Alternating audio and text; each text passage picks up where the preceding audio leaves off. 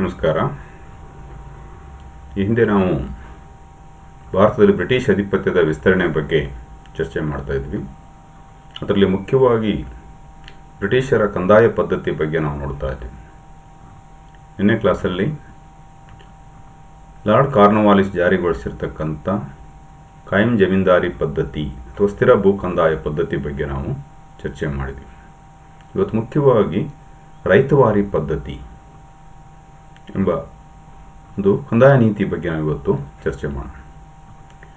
ಈ ರೈತವಾರಿ ಪದ್ಧತಿ ಈ ಸ್ಥಿರ ಭೂ ಕಂದಾಯ ಪದ್ಧತಿ ಅಥವಾ ಕಾಯಂ ಗುತ್ತಾ ಪದ್ಧತಿಯಲ್ಲಿರ್ತಕ್ಕಂಥ ಅಥವಾ ಜಮೀನ್ದಾರಿ ಪದ್ಧತಿಯಲ್ಲಿರ್ತಕ್ಕಂಥ ಲೋಪದೋಷಗಳನ್ನು ಸರಿಪಡಿಸಿ ರೈತರು ಮತ್ತು ಸರ್ಕಾರಕ್ಕೆ ಅನುಕೂಲವಾಗುವಂತೆ ಈ ಒಂದು ನೀತಿಯನ್ನು ಅವರು ಜಾರಿಗೆ ತಂದಿರತಕ್ಕಂಥದ್ದನ್ನು ನಾವಲ್ಲಿ ನೋಡ್ತಾ ಹೋಗ್ತೀವಿ.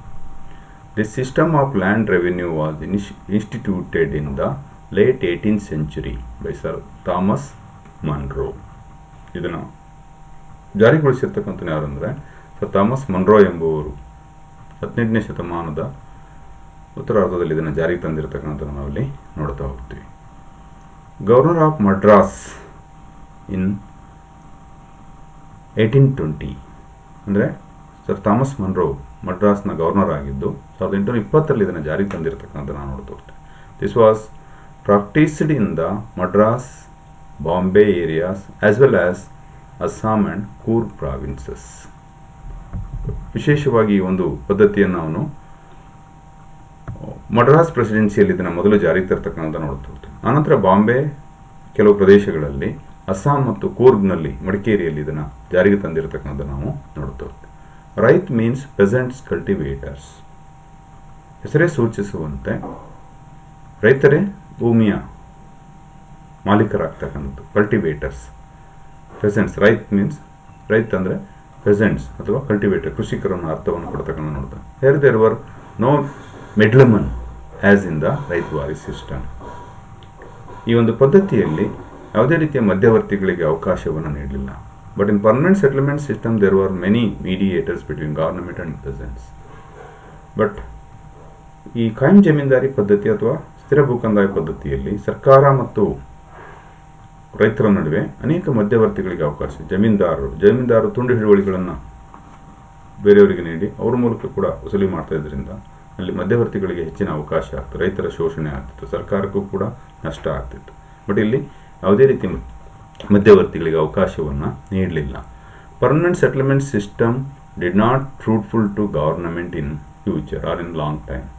ದೀರ್ಘಾವಧಿಯಲ್ಲಿ ಈ ಸ್ಥಿರ ಭೂಕಂದಾಯ ಪದ್ಧತಿ ಸರ್ಕಾರಕ್ಕೆ ಲಾಭದಾಯಕವಾಗಿಲ್ಲದೇ ಇದ್ದುದರಿಂದ ಈ ಒಂದು ಹೊಸ ಪದ್ಧತಿಯನ್ನು ಅಥವಾ ರೈತವಾರಿ ಪದ್ಧತಿಯನ್ನು ಉಳಿದ ಭಾಗಗಳಲ್ಲಿ ಜಾರಿಗೆ ತಂದಿರತಕ್ಕಂಥದ್ದನ್ನು ನಾವು ನೋಡ್ತಾ ಹೋಗ್ತೀವಿ.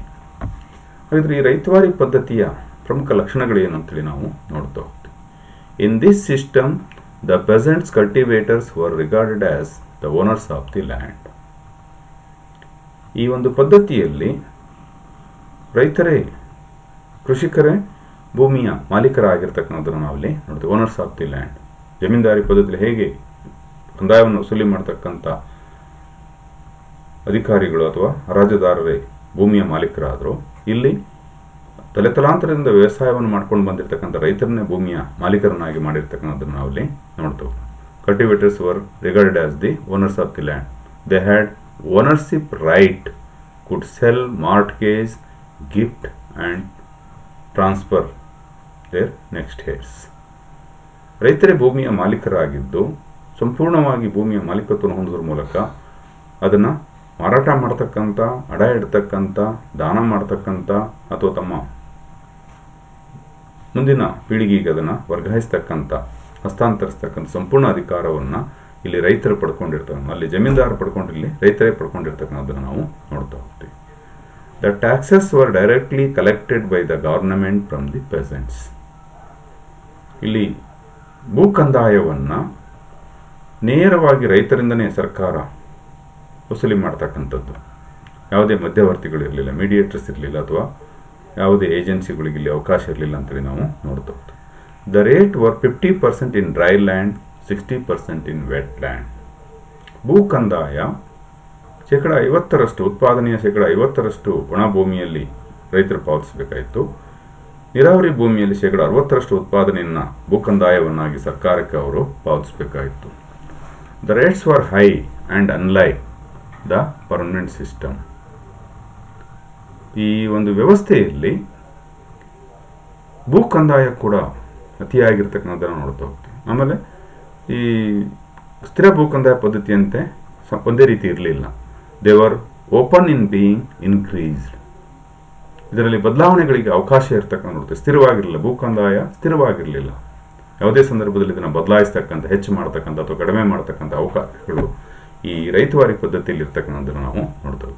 If they fail to pay the taxes they were evicted by the government.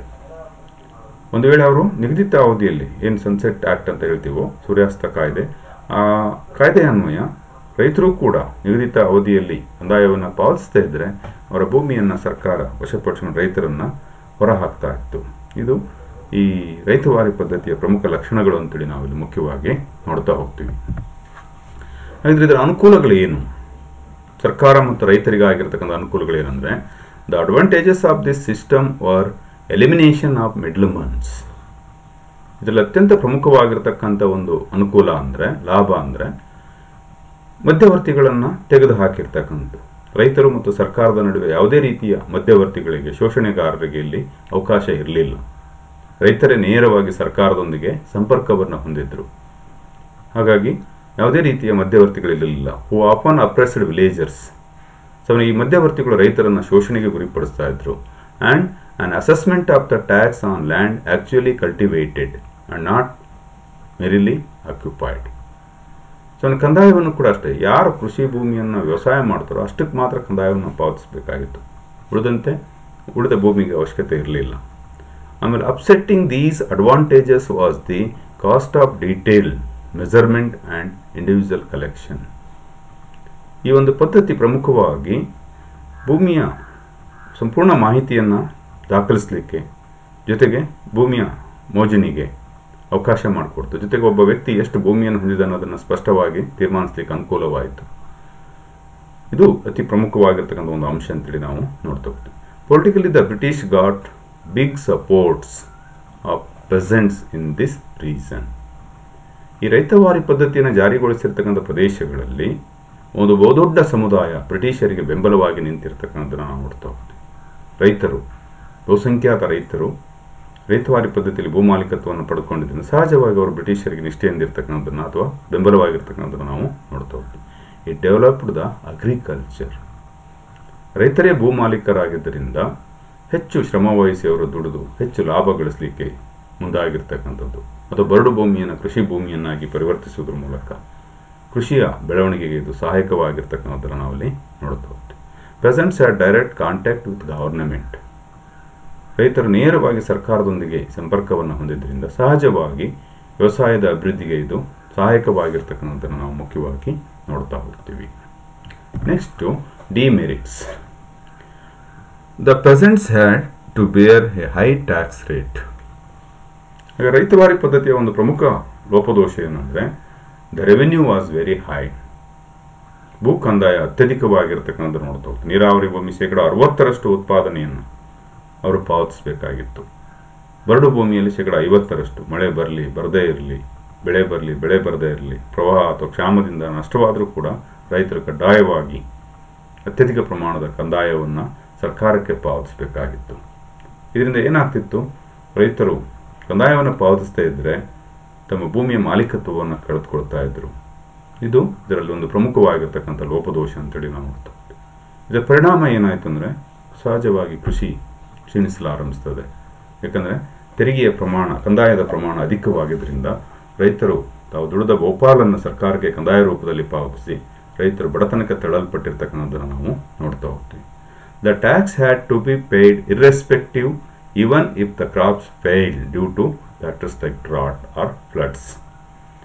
ಬರಗಾಲ ಅಥವಾ ಕ್ಷಾಮ, ಪ್ರವಾಹದಿಂದ ಬೆಳೆ ನಾಶವಾದರೂ ಕೂಡ ರೈತರು ಯಾವುದೇ ವ್ಯತ್ಯಾಸವಿಲ್ಲದೆ ನಿಗದಿತ ತೆರಿಗೆಯನ್ನು, ಕಂದಾಯವನ್ನು ಸರ್ಕಾರಕ್ಕೆ ಪಾವತಿಸಬೇಕಾಯಿತು.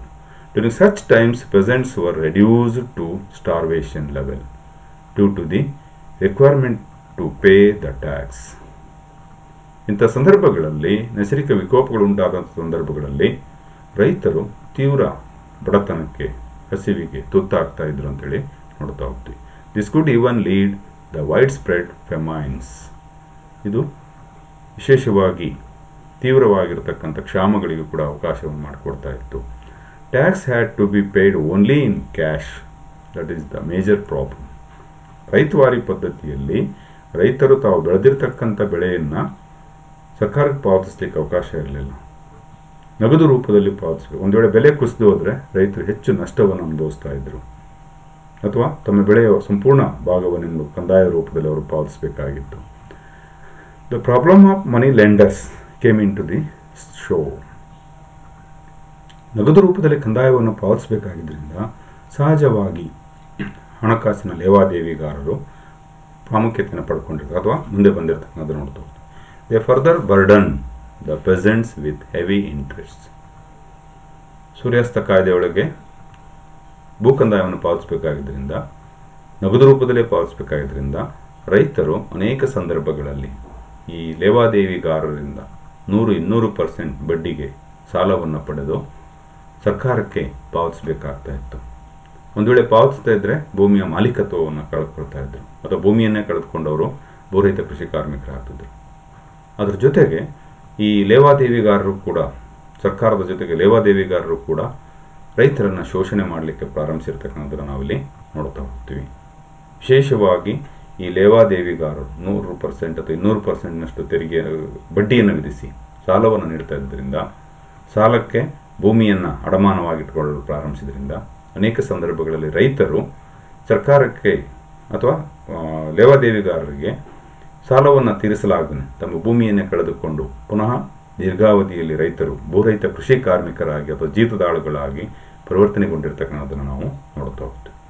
ರೈತವಾರಿ ಪದ್ಧತಿ ರೈತರಿಗೆ ಅನುಕೂಲಕರವಾಗಿದ್ದರೂ ಕೂಡ ಕಂದಾಯದ ಪ್ರಮಾಣ ಅಧಿಕವಾಗಿದ್ದರಿಂದ, ಕಂದಾಯವನ್ನು ನಗದು ರೂಪದಲ್ಲಿ ಪಾವತಿಸಬೇಕಾಗಿದ್ದರಿಂದ, ಸಾಲ ರೂಪದಲ್ಲಿ ಅಧಿಕ ಬಡ್ಡಿ ದರದಲ್ಲಿ ಹಣವನ್ನು ಪಡೆದು ಕಂದಾಯವನ್ನು ಪಾವತಿಸ್ತಾ ಇದ್ದರಿಂದ ಸಹಜವಾಗಿ ಸಾಲಗಾರರಿಗೆ ತಮ್ಮ ಭೂಮಿಯನ್ನು ಅಡವಿಟ್ಟು ಭೂಮಿಯ ಹಕ್ಕನ್ನು ಅವರು ಕಳೆದುಕೊಂಡಿರ್ತಕ್ಕಂಥದ್ದು ನೋಡ್ತೇವೆ. ಸಾಲವನ್ನು ತೀರಿಸಲಾಗದನ್ನೇ ಭೂಮಿಯನ್ನೇ ಕಳೆದುಕೊಂಡಿರ್ತಕ್ಕಂಥದ್ದನ್ನು ನಾವು ನೋಡ್ತಾ ಹೋಗ್ತೀವಿ. ಪರಿಣಾಮ ಪುನಃ ರೈತರು ಭೂರಹಿತ ಕೃಷಿ ಕಾರ್ಮಿಕರಾಗಿ ಜೀತದಾಳುಗಳಾಗಿ ಪರಿವರ್ತನೆಗೊಂಡಿರ್ತಕ್ಕಂಥದ್ದನ್ನು ನಾವಿಲ್ಲಿ ನೋಡ್ತಾ ಹೋಗ್ತೀವಿ. ಈ ಮನಿ ಲೆಂಡರ್ಸ್ ಅಂತ ಏನು ಹೇಳ್ತೀವೋ, ಹಣಕಾಸಿನ ಲೇವಾದೇವಿಗಾರರು, ಇವರು ಭೂಮಿಯ ಮಾಲೀಕರಾಗಿ ಭೂಮಿಯ ಮೇಲೆ ತಮ್ಮ ಹಕ್ಕನ್ನು ಸ್ಥಾಪಿಸಿರ್ತಕ್ಕಂಥದ್ದನ್ನು ನಾವಿಲ್ಲಿ ಮುಖ್ಯವಾಗಿ ಗುರುತಿಸ್ತಾ ಹೋಗ್ತೀವಿ. ಕಾಯಂ ಜಮೀನ್ದಾರಿ ಪದ್ಧತಿಗೆ ಹೋಲಿಕೆ ಮಾಡಿದಾಗ ರೈತವಾರಿ ಪದ್ಧತಿ ಉನ್ನತವಾಗಿದ್ದರೂ ಕೂಡ ಇದೂ ಕೂಡ ತನ್ನದೇ ಆದ ಲೋಪದೋಷಗಳನ್ನು ಹೊಂದಿರತಕ್ಕಂಥದ್ದು. ಅಧಿಕ ಕಂದಾಯ, ನಗದು ರೂಪದಲ್ಲಿ ಪಾವತಿಸ್ತಕ್ಕಂಥದ್ದು, ಆಮೇಲೆ ಲೇವಾದೇವಿಗಾರರ ಹಾವಳಿ, ಇವೆಲ್ಲವೂ ಕೂಡ ರೈತರನ್ನು ನಿರಂತರವಾಗಿ ಶೋಷಣೆಗೆ ಗುರಿಪಡಿಸಿಕೊಂಡು ಬಂದಿರತಕ್ಕಂಥದ್ದನ್ನು ನಾವು ನೋಡ್ತಾ ಹೋಗ್ತೀವಿ.